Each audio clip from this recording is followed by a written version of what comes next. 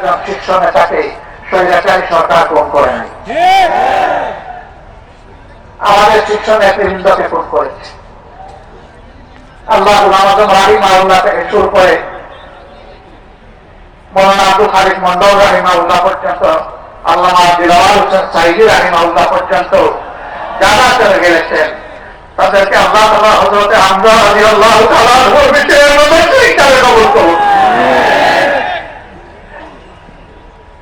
আমাদের শত শত সহকর্মীকে খুন করা হয়েছে, খুন করা হয়েছে শিশুকে, খুন করা হয়েছে বৃদ্ধ বৃদ্ধাকে, খুন করা হয়েছে আমার ভাইকে, খুন করা হয়েছে আমার বোনকে।